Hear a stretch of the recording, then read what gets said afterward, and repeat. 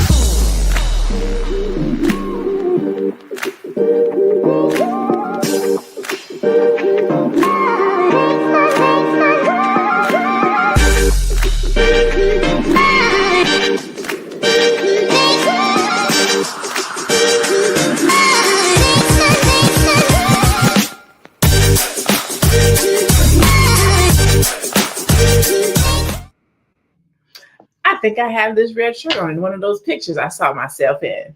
Hey, good morning, good morning, good morning. This is Fly Nubian Money. Welcome, welcome, welcome, where we help you master your mindset and maximize your money. I'm your host, Dr. LaNee, and today we're getting real about one of the most exploited and misunderstood forces on the planet, Black women. From the music videos to TikTok trends, from twerking to slang, our style, our swag, and our bodies set the tone for global culture. We are the most imitated, emulated, and monetized species on the planet. Yet somehow we're still painted as angry, aggressive, hypersexual, and hard to love. And what makes it worse, some of the loudest contributors to our image aren't even Black women. Non-Black rap artists like Cardi B push hypersexual branding and algorithms that reward stereotypes are shaping the narrative, but they're not living the reality, our reality. So today we're talking rebrand, not just for the sake of image, but because the way the world sees us directly affects how we get paid, how we're hired, how we're loved, and how we see ourselves. So let's unpack the cost of these stereotypes and the value of taking control of our story. It's time to go from label to legendary. And today I have a beautiful round table of queens to have this conversation. We'll start out with Noma. She is the creator of the M3 program, Marriage, Motherhood, and Money Making. We have Moya, Business, Taxes, and College Funding. We have Shar. I'm looking for your stuff, Shar. Oh, says what she wants. And we have Aisha, who is a financial expert. And so when you think about, we're going to do like, I forget what Tier calls it, but it's like the first thing that comes to your mind, okay? When you think about the Black woman, what's the first word that comes to your mind, Noma Lenga? When somebody says, what do you think about Black women? What's the first word that comes to your mind? I think we are the consummate mothers. Okay, that's really what it sounds, yeah. Nope, just one word. So mother's what comes to your mind. I can't hear you. I think you said strength. Strength. Okay. Moya? Educated. Educated. Okay. Aisha? Mothers. Mothers. Okay. Interesting. When I think about it, I think nurturer. Like if somebody asks about the Black woman, the first thing I'm thinking about is the nurturer. We're the person who comes in. We're going to save the day. We're going to nurture. We're going to take care of you. We're the person that people turn to first and the most, which kind of touches on being a mother, right? I think we mother everyone, right? We mother the children that we birth. We mother the people at the job. We mother the kid that come up from the street who got whose knee is busted. Like we take care of everybody, right? But we're not always seen as soft because we're seen as strength. We're seen as strong. We're seen as the pillar. What do you think is one of the most damaging stereotypes that you've ever heard about Black women? Noma Lenga, I'll start with you. I actually think it's that strength. I saw a study, and I've seen numerous studies, that even when we're in the hospital and we're in deep pain, when we tell doctors that we're in pain, they don't believe us. They don't treat us the same way that they treat other people, because they genuinely see us as very strong and not as sensitive to pain and suffering. Well, maybe suffering is another word, but not as sensitive to pain as other people.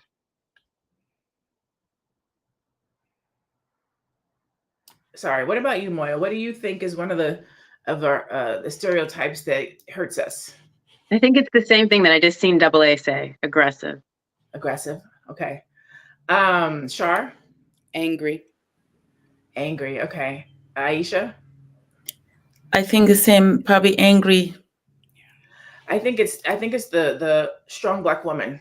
I call it syndrome, but it's really just the stereotype that the Black woman is strong. She can take anything. And then I think that they don't, us and the world, we don't temper that anger with the strength. We are strong because we have to be, not because we want to be, not because we enjoy it, not because we chose this life, but this life chose us. And it can sometimes come off as angry because we're wearing a lot, we're doing a lot, right? In the chat, I want to ask you guys that same question. When you hear Black woman, or when you think about the Black woman, what's the first word that comes to your mind? What's your thought?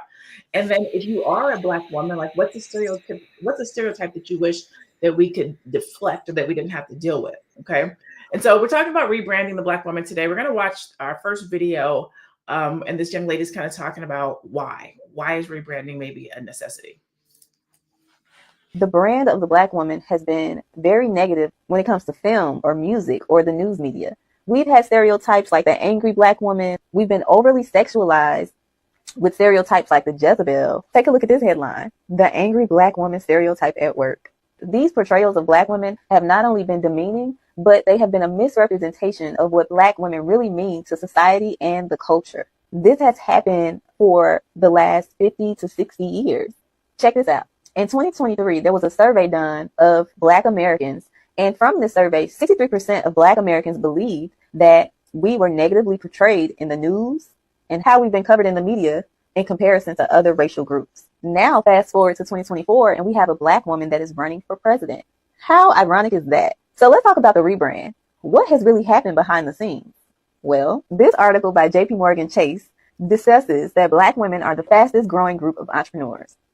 The number of businesses from 2014 to 2019 grew 50% to 2.7 million businesses nationwide. There has been a rebrand of how we are being portrayed. When it comes to stereotypes and the narrative of Black Americans, we still have a long way to go, but I would say that we're taking a few steps in the right direction. Man, she hit on a lot of different things: the over-sexualization in the music, just how the world sees us. Some of that is social media, where we've been turned into caricatures, memes. We have men that portray us. We have, white men, white women, Black men. All the folks are portraying us and showing up to be us. Do you think that? Actually, I'm going to ask this question a different way. Which mechanism do you think hurts us the most? Is it the over-sexualization in the music?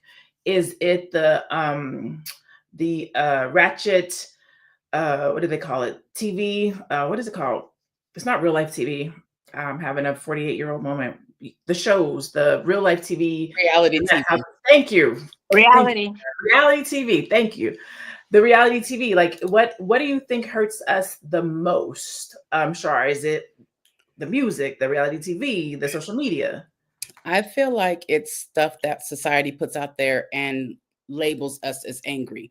And just to piggyback off what you said earlier, I feel like so many times us as Black women have to be strong because of what society has done to us. I'm not saying I'm stuck back there, but at the end of the day, we have to be adamant about speaking about the things that are affecting us now that happened back then. So yes, we've had to be strong. So what happens is we are so strong that we become frustrated. Therefore, it comes out in anger a lot of the time. So therefore, they see that, but they forget about the strength. They forget about the structure. They forget about the nurturing that we bring. Oh, I like that. I like that a lot. Norma Langley, what do you think? What are your thoughts around which apparatus or mechanism do you think hurts us the most? Oh, yeah, there you go. I think it's important to recognize that a lot of what are called stereotypes are actually just showing people's lived experience. It's true, it's real. The problem is there's this writer called Chimamanda, I can't remember the rest of her name, and she talks about the danger of a single story where you take a human being who has like 100 different characteristics, and then you pick out a few that create the story of a narrative that you want to build about them. So it's true. I know I was, when I used to work, I was sometimes borderline hysterical. It was so frustrating. You dealt with so many things that other people didn't deal with. You're overwhelmed. There's so many things going on. So the things that are said when they're building the stereotype, a lot of them are actually true. If you look at statistics, a lot of us are where they say we're not marryable or whatever. A lot of us are not married. A lot of us have had teenage pregnancies. So we're not just being portrayed as sexualized. We are sexualized. You see what I'm saying? A lot of it is true, but we have to look at the cause of why all that is true, and then not only focus on what is true negatively, because then there's like 100 other things that are positive. Like, I think we all can collectively agree that we are the mothers, the nurturers, the most loyal. There's so many other things about us. It's just that thing of trying to pull us to the negative end of the spectrum. I like what you're saying. We're more alike than what we know, say, talk about. The narratives are true, but the frame that they're presented in is wrong or seen as negative. So it's not that these things aren't the reality. It's the way that you're using the paintbrush to paint them. You're painting it as the angry Black woman, as if we have no reason, right? You're out here shooting our kids in the streets. We are dealing with these things by ourselves because we're not married. We are in the workplace, we're making the least amount of money. So we have a reason to be. We're not just out here angry for no reason. When somebody has an issue in the workplace and they go to HR and is resolved, and we have when things don't happen the same way, and they're just like, well, you don't have to react that way, or don't be so angry, or you don't have the same lived experience. So it's not that these things aren't true, but you also have to look at what makes them true and why. And so we're going to come back. We're going to continue this conversation. We're going to go to break, and then we'll come back and I'll get to you, Moya and Aisha, in a hot second. I know you're busy, you got things to do, and you can't take us on the go with you every single day. Good news for you. We are now on Spotify. So if you can't watch us, now you can listen to us on Spotify. Search Fly Nubian Money and all the episodes shall appear. All you have to do is like, subscribe, leave a 5-star rating, leave some comments, tell people how you love us so that when other people come along and are looking for a great show to watch, they can find Fly Nubian Money too. One last thing, and just in case you've been sitting under a rock, Fly Nubian Money now has an investment club. We are the Fly Nubian Money Club. It's easy. All you have to do is go to flynubianmoneyclub.com, and I am committed to bringing in top experts from all industries to help you level up. They're teaching us the skills that we need to compete in this market. We often say that nobody is coming to save us, not the government, but guess what? We're coming to save us. I'm coming to save you with the Fly Nubian Money Club. So listen, all you have to do again is go to flynubianmoneyclub.com. We have a 30-day free trial set up just for you, just for those people that are struggling. Even if you ain't struggling, you ain't got to struggle. I'm coming. Okay, let me stop playing. I'll see you soon. I know you're busy, you got things to do, and you can't take us on the go with you every single day. Good news for you. Somebody said you need to see it twice. You didn't get it the first time, so we're gonna make sure you hear it this time, okay? So, oh, there's a shift. Okay, Moya, I'm gonna pose that same question to you. What do you think? I forgot even what the question was. So let me ask you this way. Do you think that we as Black people understand our circumstances, right? So it's not just us as Black women who can be angry or seen as aggressive. Black men can be seen as angry and aggressive as well. However, when we're talking about stereotypes, oftentimes, especially on social media, we see that sometimes Black men, not all, this is not a monolithic statement, but we do see that there are Black men that portray Black women, right? And or feed into some of these stereotypes that are being set about Black women, and yet they are in this struggle with us. They've had these same experiences as we have had. They better understand why we are angry. Do you feel or think that the portrayal of these stereotypes by Black men, does that hurt us? Yeah, I think that's a really important angle and question that you present. I want to really touch upon more of a historical context. And so I brought these two books. This one is Sojourner Truth. Back in 1850, she gave a speech called Ain't I a Woman? And this was back in 1850. And one of the things that she mentions is exactly what we just talked about, Jezebel and Mammy. Those are the caricatures that they've had of us since enslavement. So we have to ask ourselves how we're having the same discussion over 200 years later. And also, what is it about and who's leading this discussion? So because there was a shift, I think it was Noma that mentioned the different angles of a story. So we have to think who keeps portraying our story in a certain way to gain a certain narrative that benefits them. Like, does it benefit them to say, hey, these are sexualized beings more than anybody else, so you can do whatever you want to them? And that gives anybody, whether it's white men, Black men, carte blanche to treat us any type of way? Is it we're mammy, so therefore we're nurturers and we have to take it because we are naturally nurturers? So I think it's important that when you ask the question of who most affects us, I think it's us that most affects us because we haven't really come to settle in who we are as Black women, as individuals, other than the story that's presented to us. That is wild that we're having the same conversation 200 odd years later, and that it's the same thing. I get into conversations all the time. I have a friend that we talk about just life and history and where we are as a society, as a community. And he always references, we have to go back to the past. We have to go back to the past. And I'm always saying, we can't keep talking about the past if we're not going to talk about how we're going to change it. Like, I get how we got here. I understand it. But what are we going to do different? Because if we don't do something different, we're just going to keep talking about the past. And the crazy thing about that is the past is current and the future at the same time. Because 200 years ago, they were talking about something that we're talking about today. And I hope and pray that they're not talking about the same thing 200 years from now. Like, at some point, we have to actually start doing something about it. How do we rebrand? How do we change the narrative? How do we change the conversation? What does that look like? Aisha, what do you think? What are your thoughts about the whole stereotypes and how they're portrayed in the media by Black men, by the music, by television? How do those things keep the stereotypes going? Yeah, just listening to all the beautiful women talk about, the issue, and I agree with all the points that, we say. And I think at the end of the day, the stereotypes exist because we allow them, because we play into the narrative. So what are we going to do to stop that narrative? Because the stereotypes are the same for every culture. We all have it. It's just that people don't talk about those other people, but they pick on us. So what are we going to do as the women that are been affected mostly by this? What are we going to do about that? Are we going to just, like you said, are we going to allow 200 years to pass again for it to continue? Or are we going to change something about it?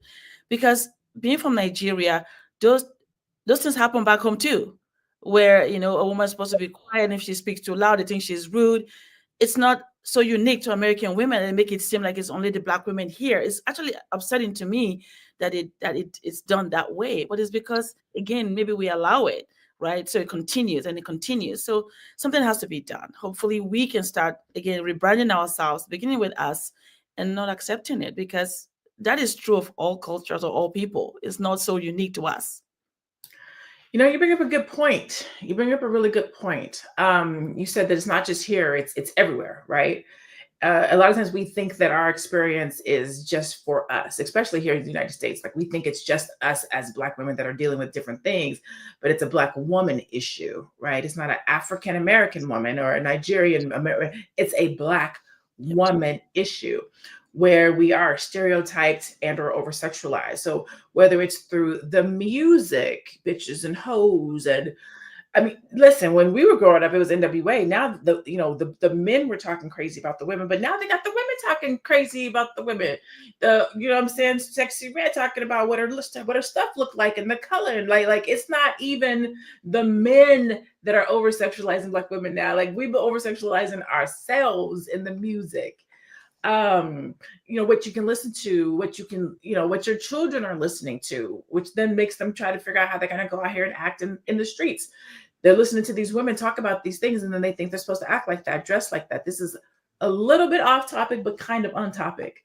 A couple of weeks ago, Felicia Rashad had said something about how the young ladies are dressing today and how they should be more covered up and how they should be, more seen as women. And recently I've been watching social media, and these young girls are talking about, and I'm going to repeat it because I want to talk about how far from the mark we are in some areas. Okay. I don't agree with it, but I have to say it so that I can, have the conversation. I was watching some social media, and there were these younger ladies talking about why would I take advice from a woman who's been divorced 3 times? You're over 70, sit down, let us live. This is, these are the young life. And I'm like, man, this is why these types of conversations and ideas and thoughts are what keep us branded this way, is what keeps the stereotype going. It's why we can't escape, is because I don't know if people think that saying what I want to say and living my best life means that we have to look, act, and behave a certain kind of way. Shar, what do you think? I saw you over there. Like you what are your thoughts? Yes. And I see it all the time because I run a lot of stuff on social media. So I see it all the time, right? But to what Miss Aisha, correct? To what Miss Aisha was saying about us rebranding and changing it for ourselves. We can change it for ourselves, but what happens is the larger platforms and the ones that are in control aren't going to put that out there. What they're going to put is the Glorillas and the sexy red Cardi B's. And so what happens is a lot of our younger women, they have a Cardi B / Meg Thee Stallion mentality. Okay. And so we can try to, we can change it all we want to, but until we get the upper hand on being able to put certain things out there, then what are we to do? Okay, we can do it in small pockets, but on a larger level, they put certain things to the forefront. They put the fact that, Black women and Black men are against each other. No, we're not. That's what they put out there. And the ones that have not done research or who can't think for themselves, those are the ones that think simple like that. That is a whole verse right there. I think we need to go to commercial right now. I think I saw that. Yep, boom. So we'll go ahead and go to commercial, and then when we come back, we'll continue this conversation. Are you a Black business owner looking to expand your reach? Well, has Fly Nubian Money got good news for you? We are building a Black business directory to connect you with customers who need your services. And here is the best part. It is absolutely free. Email us at info@realvirtual.net. Send us your business name. Tell us a little bit about what you do, what services you offer, your website address, and your contact information. That's it. Together, we are going to build and circulate the Black dollar. Get listed today and start connecting with people who are probably already looking for you. Happy birthday, Gwen. Go ahead. Well, Happy birthday, Gwen. For those of you that don't know, that is the soulful, sexy, smooth sound of our co-producer, Gwen. Today is her birthday. If you guys can give her some love in the chat. Happy birthday. Happy birthday, Gwen. She's not with us today, but we want to wish her love. Just send her love. Like, you guys get to see us show up like this, but you have no idea what goes on in the background and what it's like to herd all these Black queens together who are running businesses and whatnot. And they do it with grace, okay, to get us all here to do this and show up for you guys every day. And so just a little shout out and love to them and what they do. And so, Moya, were you raising your hand? Did you want to? yes, I just wanted to piggyback off of what Ms. Shar was saying in terms of the higher ups. I think it's important also Because when we had Essence, and for those of us in our 40s, I think we remember when Little Kim and Foxy Brown first came out. And they were like, oh my God, look at them. When like Little Kim's hardcore album, the cover came out, like everybody was like, how disrespectful is this? This is what Black women are. And so Essence had an opportunity to interview her, and they never did, because they said that they didn't want to accept that type of culture, part of our culture. I think it's important that when we do have those opportunities in terms of we become that we are more open to, instead of chastising so quickly, to have an open dialogue about it. So with Felicia Rashad, and I guess you could say the younger generation, I think it's important that we use that as a moment to dialogue than to repel and condemn one another. Because I feel like that separates us even more, because that's just generational. That's just life. The 70s said it about the 90s. Like, it's just what happens.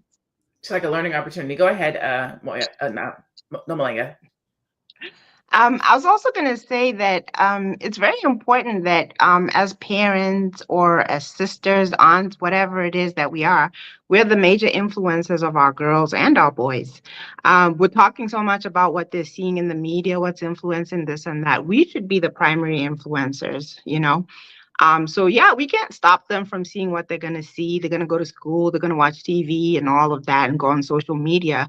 But your voice as a parent or as a responsible adult in a young person's life has to be the primary voice that puts those things into perspective and helps them understand things. You know, when I was in high school, I remember I was in boarding school far away from my parents. But do you know, daily my dad's voice was in my head. I finished high school never having drank alcohol, smoked, because he was in my head talking about, you know, you're out there, you're representing us, don't let us down. You know, it was daily in my head where everything that I saw or that I interacted with, I was filtering it through my parents' voice and just never wanting to be the kind of child that would disappoint them or let them down. Absolutely. I dropped my mouse and I was on mute. Sorry. I agree with you. But yeah, you bring up a great, but all of you guys have brought up a great points around how we basically show up in the marketplace. Moya, you touched on something. I wrote this down. We shrink or we assimilate to fit in so that we can be on brand as to what we think the world wants from us, right? Oddly enough, I went to Essence this past year. Essence Fest, and I was so geeked and I was so excited, and I was like, oh my God, I'm going to Essence Fest. It's going to be a great time. It's going to be high class. It's going to be top notch. I'm about to be out here rubbing elbows with the Blacks. I call them the upper echelon, the Blacks. But anyways, and so what had happened was there was families and kids walking around, and the Black people were looking beautiful, and people was out, and it was just nice.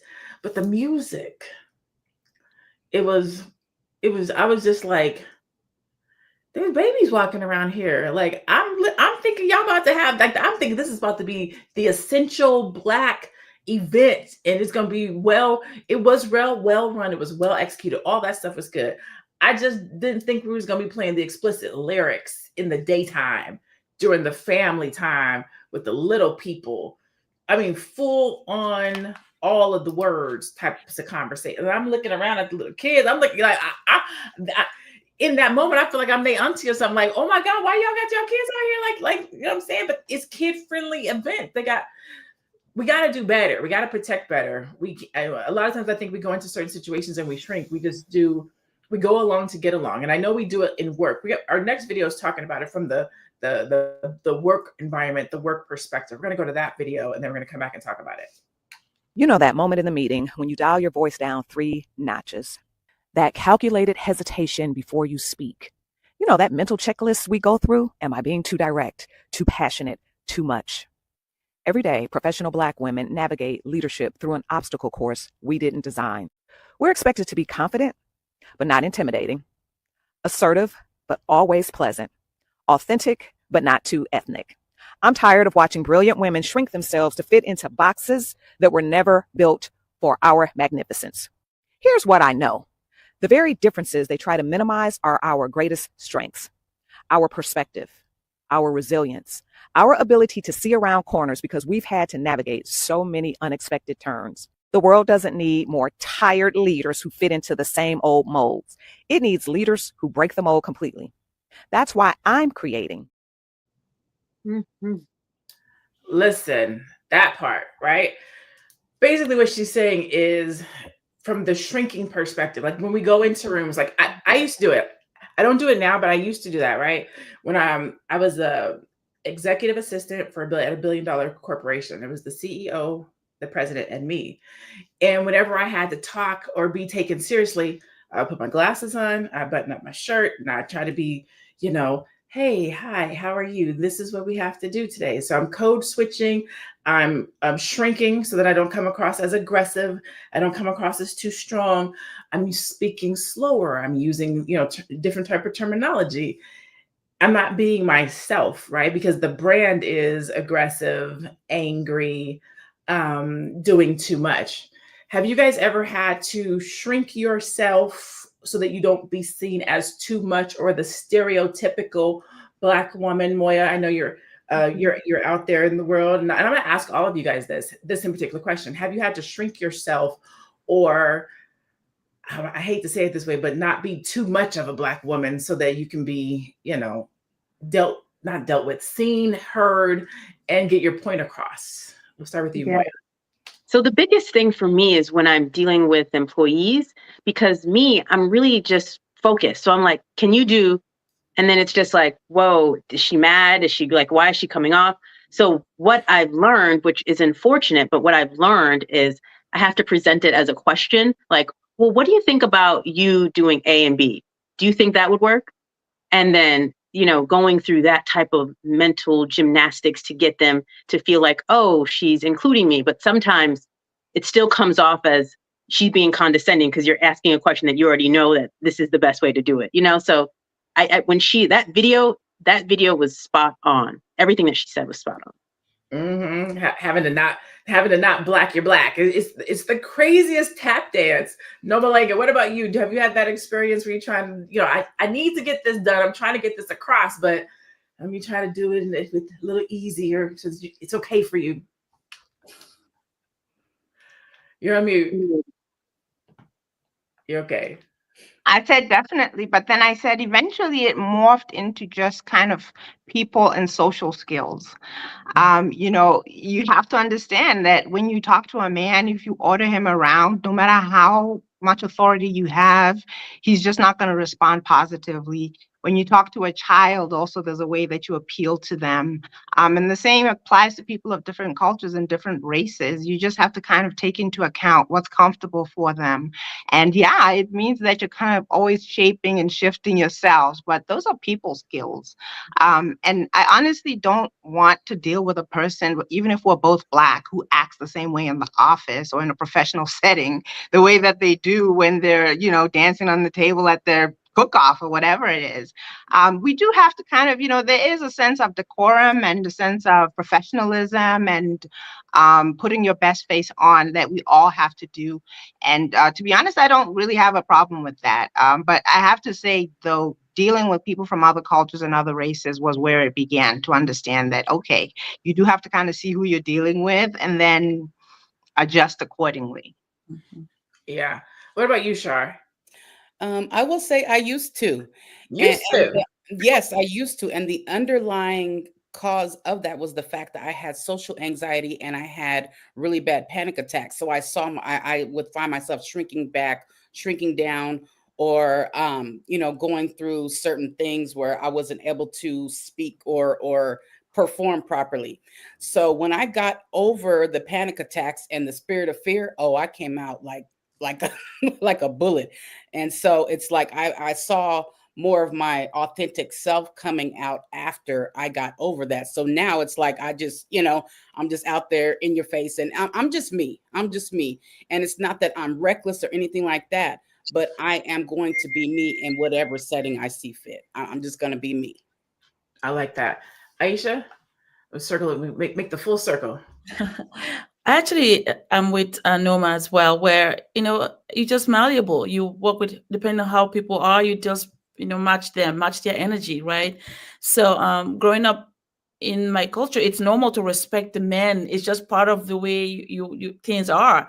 That if you're a woman in a specific place, you don't speak, the men speak, and then you might come in a little bit soft. It's just part of the culture. So it's okay to kind of balance what you're doing based on what you see. And it's nothing negative about that. I don't think there's something wrong with that, trying to adjust, not to become somebody else, but just adjust to make it work so that everybody's happy, you're happy, they're happy, but you're not reducing yourself because of anyone. Me being respectful of you doesn't reduce anything about me. It just means I'm respecting how I speak to you because of the way you are and how I look up to you or how I view you, right? But I don't, it's not because I'm now lower than you because I speak in a certain way.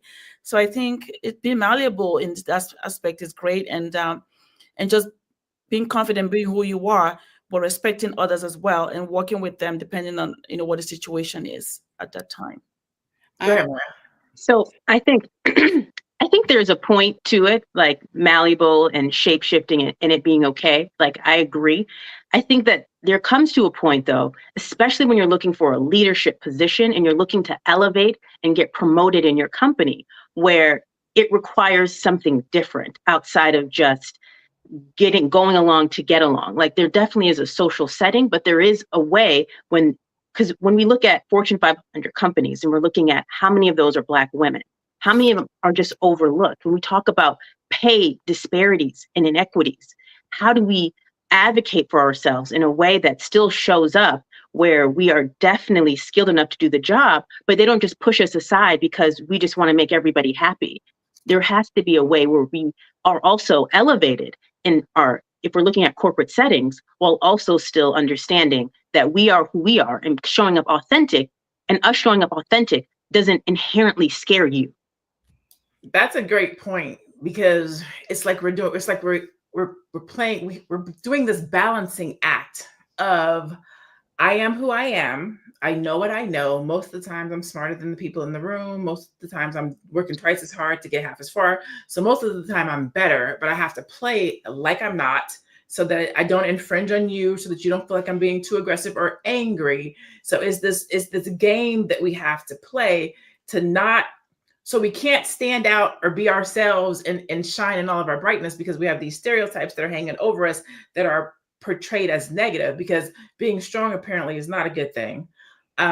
Being resilient apparently is not a good thing, because now you see me as angry. So it's this tap dance that we're consistently always having to do, even when you're not that. Go ahead, Shar. I see you trying to get in. Go ahead. And just to piggyback off of that, so many times in Black households, we were taught to be seen and not heard. So we were taught to not speak from a young age. So what happens is, even from a youngster, we're not able to be our authentic selves or voice our authentic voices. And so that is another thing that as we grow up, we have to learn how to grow into, because we were taught to be quiet. You bring up a good point. Be seen and not heard. Over in the chat, I want to make sure you guys are involved in this conversation. What about you? Have you been in corporate settings or rooms where you had to tone down your Blackness as women in corporate America, or even as entrepreneurs walking into spaces and having to make deals and having to talk to people? You're up against, who they think you are before you walk into the room. When I was younger, and I didn't realize it until I got older, I've always talked like this, like I'm a little Valley girl thing going on. I've always been decently cute or whatever. And so I've always had, decently okay jobs. And so one of the things that people used to always say to me is like, you speak so well. Or, oh man, you're so beautiful for a Black girl. And when I was young, I didn't really get it when I was younger. You know what I'm saying? I was like, oh, okay, thank you. But it was also one of the things that I was self-conscious about. I hated that I talked like a Valley girl. I hated that I, enunciated my letters and whatnot. I did not like it when I was younger, because I felt like it made me stand out. But it was the thing that they thought, and because it was the thing that they thought was cool. So, now that I'm full grown and I look at these things and I'm like, okay, well, those were backhanded compliments. Those weren't really good things that they're saying, I'm assimilated, or that I'm a malleable. Maybe let me not use that word, because you just use that. But they were able to deal with my blackness, is what they're saying, right? It's palatable. That's the right word. And so You're different from the other blacks. You're better than the other blacks. Yeah, that's what it really is. Yeah. Because I used to get that a lot as well. Oh, you speak English? Because being an African, you speak English so well. Well, yeah, that's the main language where I come from. Oh, well, you're so this, you're so that. And, I was only 19 at the time and I started college in the United States. And I thought that was such a compliment. I felt so special. But as time went on, you start seeing that, wow, those people were insulting us. No, what they really mean is you should not be speaking so well, and surprising that you are.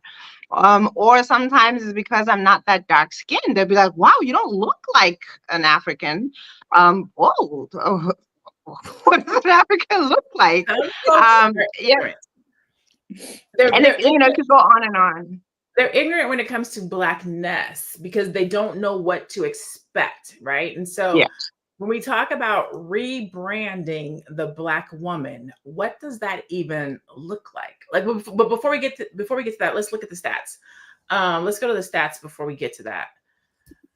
If we have the stats available, boom. Despite making up the fastest growing group of entrepreneurs in the United States, Black women receive less than 1% of all venture capital funding. We know that is because they are Black women. The media representation of us. A 2022 study by Color of Change showed that 80% of portrayals of Black women in reality TV fell into 5 harmful tropes: angry, over-sexualized, ghetto, dependent, or emasculating. Pay gap. Black women earn only 64 cents for every dollar a white man earns in the United States, and this gap widens even more in executive and leadership roles. Stereotypes and employment. A 2021 Georgetown University study found that Black women with ethnic-sounding names are 50% less likely to be called back for interviews than white women with identical resumes. So that's what we're up against. We're up against society's 200-year running stereotypes of us and who we are. And while I want to make sure I think I say this correctly, while it felt like we might have made some progress, if you think about the 50s and the 60s and the 70s, maybe even the 80s, we kind of fell off in the 90s, the 2000s. Like we have jumped into hell in the 2020s, like how society, no, not how society views us, how some women show up in the world, whether it's through reality TV, whether it's through music, whether it's through how they dress. Like we're not moving like we should. What does a rebrand look like, Moya? If we were to say, this is what we can do to rebrand the Black woman, or this is where we should start, what does that look like? Well, I definitely like the fact that because I heard you shifted from society to how women show up, because what that allows us to do is it allows us to take accountability for ourselves and not place it on the outside, but placing it on the inside. And then I also like how you went through the decades in terms of our progression and then our fall off. And I really want to highlight the fall off. In the 80s, what happened is crack cocaine came into our communities. And it was the first time that the mother went out of the household, meaning like men in our community have dealt with drugs for a while. But when crack came, then the woman also left the household and she became addicted. And so then we have these separated homes that don't allow each one to teach one, but we don't have that opportunity that Noma was saying in terms of, our parents being the first advocate, because they just weren't there. And so that was a big thing that we have to understand. So now in this setting, I think because they did a study, and Black women are the most educated population in the United States of America, we have to really pop our collar. Like we have to really stand up. Like I want to see signatures in your emails, put all of those MBAs, RNs, LB, and like all that, put it all in the signature, put it all there so everybody can see it. I think it's important that we start publishing, we start going out there and we start submitting ourselves for different awards and different categories. And it's not necessarily to seek validation from the outside, but it's to reaffirm what we already know and somebody else seeing what we already can show. And it's also us just showing up as us. Like if you're going to come to the meeting and you're going to say, well, this is what I want to say, come with your stats, come with your printouts of based upon this, based upon that, based upon this, then that's why I'm saying X. I think it's really us just standing in our greatness instead of shrinking and fitting into and just thinking of, I'm either the Jezebel or the Mammy or something in between, and let me just show them in every way that I can that I'm not who they say I am. No, because your opinion was never a factor in who I was to begin with. So I think that's where it starts. Listen, I'm looking for, I thought I was on Zoom. I'm looking for the hand clap or the snap. I'm looking for something that says yes, yes, yes. Okay. I'm looking for it. Sure, I'm going to you next. But that is, you made so many good points. Like it's ours to reclaim. One of the movements, one of the language shifts that I have in my business and my brand is going from taking up space to claiming our space. It's not enough to be sitting at the table and taking up space if we can't speak. It's not enough to be taking up space and sitting at the table if when we go to talk, they're not listening to us. You have to actually claim that space. And I like how what Moya said, back it up. We know what we're saying. We know what we're talking about. A lot of times we've done the research. We don't usually speak unless, because we know we're going to be challenged. So when we show up, we're already ready for it to tell you boom, boom, boom, boom, boom anyways. But it's not enough to take up space. You have to actually claim that space. Let folks know who you are, because you can be both, right? I can have fun, it's like my little thing if I want to, and get in here and run this business and talk to you. These, you know what I'm saying? I can be both because we talked about it. Both of these things exist. Some of this stuff is true. This is right. But so is this. You can't just look at me in one dimension. Shar, what do you think about that? I think we need to stake our own claim within ourselves. And when I say that, I mean, us as women need to do our inner work, our inner healing. A lot of us have gone through so much as a child in adolescent years or from partners and even towards ourselves. And I feel like so many times that piece is missing. And so what happens is we end up being someone else that we're not. We end up going along with the status quo or end up acting like something that we see or that we hear instead of showing up with our authentic selves. So I feel like us staking an internal claim within ourselves to do our work and be our authentic selves is what's going to put us back out there in the forefront and show up for ourselves so that way we can show up better for everyone else around us, because it ends up being a wildfire. It ends up being a domino effect. When we do our work and we are better for ourselves, then we can be better for everyone else around us. Man, it's the airplane. Put your mask on first, right? Each one teach one, each one lead one. Like it starts here. I think Noma was the one that was saying, like, we have to be the example. We have to set the tone. We have to be the change. And when we, as the aunties or the next generation, if we just look at it and be like, I would never, you know what I'm saying? If we're not actually teaching, leading, and guiding, saying, well, let me tell you a different way, and let me tell you a different way to do it, then we just keep falling and falling and falling. We just look at them and be like, dang, but we got to actually do something if we're going to actually be rebranded. So We're going to go to commercial, and then we're going to come back, and I'm going to start with you, Aisha, and then I'm going to come over to you, Noma. Hello, everyone. I'm Felice Hightower Brett, and I'm a licensed clinical mental health therapist and the Be Big coach. I'm also partnering with Fly Nubian Money to host a powerful and transformational workshop titled Your Trauma is in Your Transactions. This isn't your average money talk, ladies. We're going deeper. So many Black women are struggling with their finances and their relationship with money, not because we're bad with it, but because of the trauma from our past, generational patterns, survival mindsets, and simple shame that we've carried for years. Aren't you tired of the paycheck to paycheck saga? I hope so. Since it's time to stop surviving and start thriving. And it all begins this Saturday, April 19th, from 11 a.m. to 1 p.m. Eastern Standard Time. Start healing financially, emotionally, and mentally. I can't wait to see you there. Yes. FlyNubianMoneyClub.com. Go check it out. Get signed up. Okay, Aisha, What are your thoughts? How can we start this rebrand? What does rebranding look like? What does it even mean? What does it even mean, right? For me, I just think it's accountability. It starts with us. What are we putting out? Because whether we like it or not, wherever we go, there we are.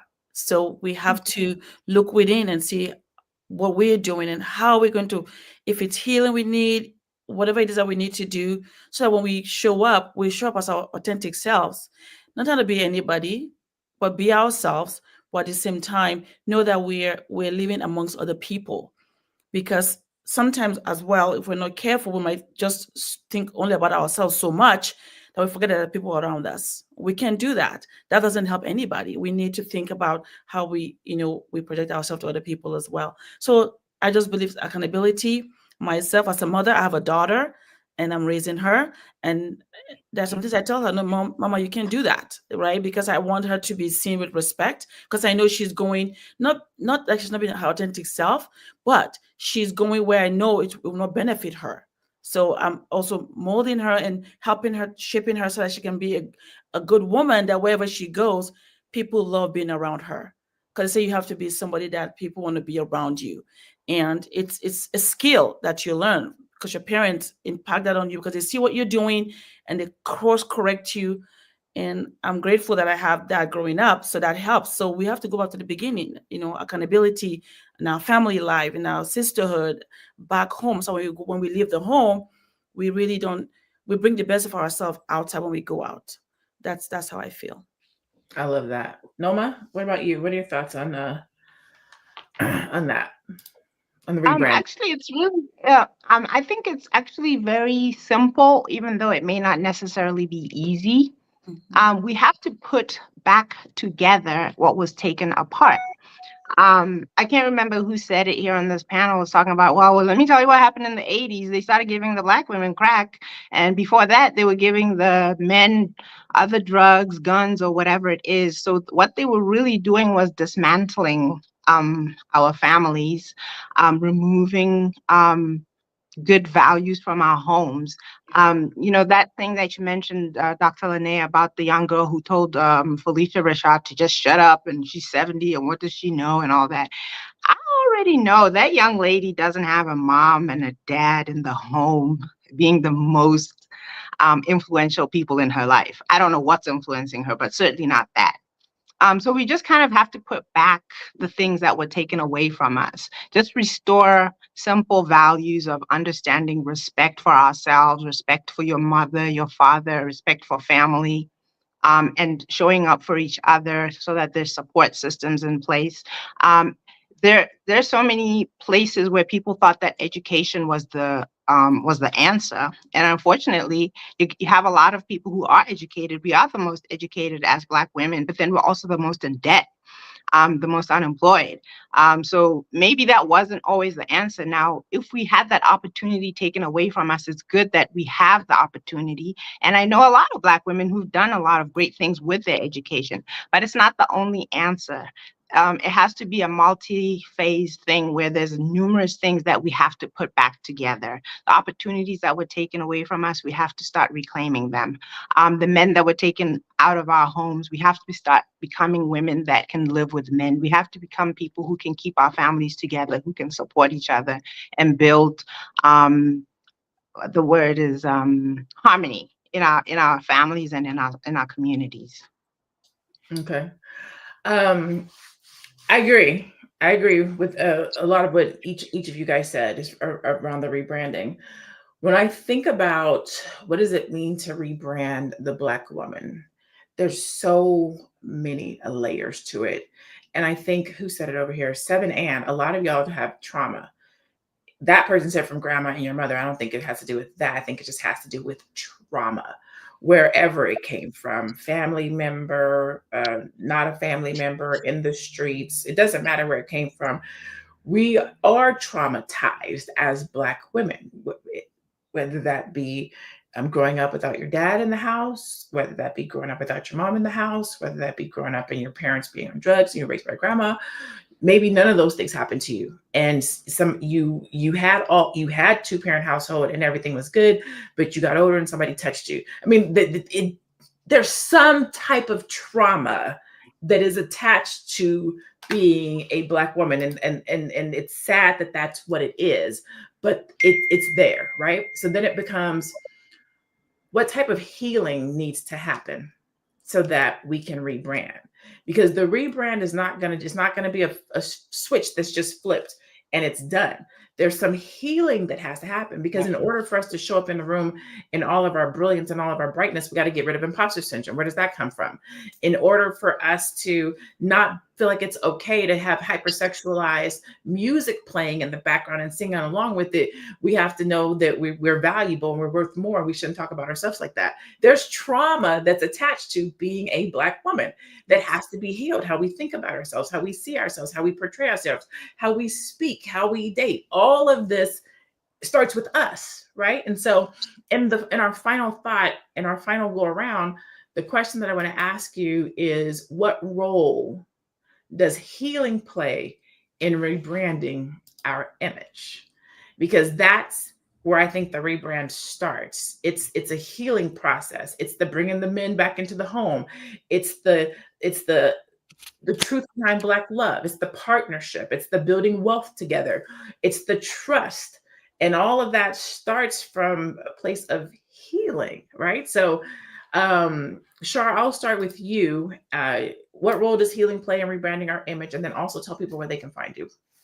So I feel like it's a lot about forgiveness, whether that's the fact that you need to forgive yourself or someone else that has done something or had a transgression against you. A lot of times what happens is we stuff things down when we go through traumas and dramas. We walk around with unforgiveness. We have this bitterness that we hold on to from things that were done to us or said to us. And I feel like that sets us back individually. So what happens is when we have people walking around like that, then the people around them are seeing that. And so I feel like, us forgiving ourselves and actually doing our internal work is what's going to set us in the right direction to doing so. Again, thank you guys for having me. I thank you so much. I am Shar Curry, aka Says What She Wants, the #1 female advocate for men. You can find me at Says What She Wants across all platforms. SAYSWHATSHEWANTS. Says What She Wants. I love it. Aisha, what about you? Your final thoughts, and what role does healing play in rebranding our image? I just love what Shad just said about forgiveness. And that was exactly what just came to my mind. It's all about forgiveness. It may seem, oh, that's too simplistic, but honestly, healing starts with forgiveness. You forgive yourself and forgive all those people that have hurt you. It doesn't matter who they are, whether it's from 200 years ago, you have to forgive them, and it has to be fully forgiving. Like, you can't have barriers with your forgiveness, because they say forgiveness is a total pardon. Total pardon. You forgive them and you live your life freely in who God has created you to be. We're brilliant women. We are mothers of the world. So we have nothing to fear or be ashamed of. The goal is, we move into the world with our heart filled to love ourselves and those that are around us. And that's pretty much it. We forgive, we forgive, we forgive. And that's the only way we can heal and move forward. And that way, when we rebrand ourselves, we're authentic. We're not trying to be anybody else, but we're just confident who we are, that God has made us to be. So that is my final thought. And you can reach me at www.aishaverzi.com. I'm also on the Black, on B1, and at Coaching with also on the Black Business School. Sorry, I don't know how I just made that. The Black Business School, you can find me there as well. Awesome. Thank you so much for those thoughts. Noma, what are your final thoughts? What role does healing play in rebranding our image, and where can we find you? So if we're going to talk about the word healing, I actually don't use the word forgiveness as much as I use letting go. And I always look at it as kind of like when you do like a deep clean, like you go into a garage or your storage and you kind of look through your things and you see what you're going to keep and what you're going to let go of. Obviously, what you keep is what's working and what can work. And the things that you let go of are the things that are no longer useful to you. And you just get rid of them and let go. And we can do that in terms of introspection and looking at ourselves. There's some things that really worked for us when we were younger or when we were in spaces that were not safe. But when you turn around and you're in your 30s, you're in your 40s, 50s, or whatever it is, you still have to look in there and see, okay, I'm like this, I behave like this, I respond like this. Is this working for me? Is this making me become a better person, or is this something I need to let go? And slowly, you can kind of let go of the things that are not working for you and not serving you, not serving the people that you love. And you can regain the things that are working and the things that will make you a better person. That's a good starting point. And then the other thing is relationships are important. It's not just about a man-woman relationship. All your relationships are important because the people that we're in relationship with are the mirrors. They're the people who kind of show us who we are in different settings. So if you keep an open mind and an open heart, the feedback should help you to become a better person if you're open to it. And you really do become a better person. I feel like a lot of us, the women that I know that I really love and respect, they are different people, continuously becoming different people because they're becoming better. I just want to, LaNee, that might shock you, but I want to say I met you, I don't know how many years ago, digitally. And I can already see such a big transformation in you just as you're talking, like you're becoming a better and better woman. Not that she wasn't great at the time, but I've loved watching the evolution of knowing different women as they evolve. And that's amazing to see. Uh, you can find me on Facebook. I'm a real Facebooker. I'm always on Facebook. The name is Noma Langam Sally Moses. I'm also on Instagram as Noma Moses, and I have my own YouTube channel also as Noma Langam Sally Moses. And the last thing is I always ask for your support. We have a charity that we're running in Botswana. I am the founder of it. It's Paths for Our Girls. You can find it at pathsforourgirls.com. We ask you for your support if you feel led to donate. We help young women in school with period poverty. Thank you, guys. Thank you so much. Period poverty. I didn't even heard that until now. There's so much stuff happening in the world. That's a whole nother conversation. Okay. Moya, what are your final thoughts on this conversation, and what role does healing play in rebranding our image? Yeah, so I recently heard a quote, and it said, God never gave David a crown. He gave him Goliath. And I think one of the things that we have to remember as Black women, it's not so much about the trauma. When I think of trauma, if we look at we're here, then I feel like we start from here when we think of trauma. But if we imagine ourselves fighting a challenge and we're fighting Goliath, we have to fight him on solid ground. So we have to accept what has been put against us as a challenge and be up for the challenge. Be up to do our best and to give our best, because we want to conquer our own Goliath so we get our crown. I'm moya.business. You can find me on Instagram. If you have any questions about taxes or college funding for your children, you can reach me there. Listen, this has been such a fulfilling conversation. What sounded like it was going to be a negative conversation turned into something that was really beautiful. Whenever we're talking about Black women, unfortunately, the conversation can go either way. You know what I'm saying? Even in the chat, it could be attacking or it could be supportive. But I think at the end of the day, what we know is that we love each other. We support each other, right? We understand that the Black woman is the matriarch. We understand that the Black woman, who said it over here, Show Enough says they leave out the part about how the Black woman is the most attacked, the most looked over, the most beautiful, the most copied. This is the truth, right? But we also have to be strong and soft and vulnerable and open, and we have to be servant leaders, and we have to show up, and we have to do all these things. And so at the end of the day, we are doing the best that we can. At the end of the day, that's really what we're doing. And I think what we're just saying is that we can do more, right? There's a rebrand that can happen. And at the end of the day, it starts with us. We have to put our mask on first. We have to lead by example. We have to turn around and help the next generation and the women that come behind us. But first, we have to help ourselves. We have to heal ourselves. We have to be able to show up for ourselves. We have to not only take up space, but claim our space. We have to be authentic to ourselves. We have to be vulnerable. We need to be able to say if we're hurting. We need to be able to say, you know, I can't wear the cape today. I don't want to be strong today. We need to be able to say, you know, what we're dealing with and what we're going through, and be okay with that. And so that's how I think we deal with with the rebrand, is saying that we are strong, but we're also soft, and we're also vulnerable, and we're also human, and we do have education, and we do run businesses, but sometimes we need help. Like we can be all of the things. If you want to wear a short skirt, you can. You shouldn't be penalized for it. You should carry yourself like a lady. Like all of these things can exist and do exist. But can we do a better job? We absolutely can. And so if you want encouragement, help, support, empowerment, come check out the Black Power Conference next weekend. It's on Saturday and Sunday. I will be there. Tiara Williams, Miss Black Hollywood will be there. Constance Carter will be there. And a couple of other people that you may or may not know who are also B1. And we're going to be talking about how to empower the Black woman, the Black entrepreneur, Black business, Black life, Black love.